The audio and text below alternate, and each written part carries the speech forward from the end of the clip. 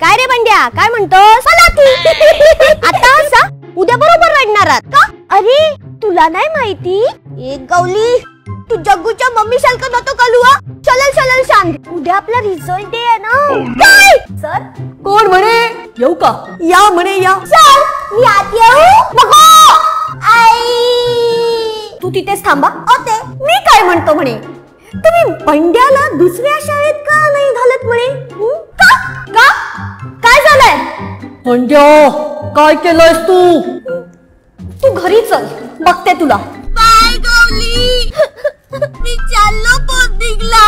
मी कधी तुला सांगत नाही, पण मी कालोखाला घाबरतो.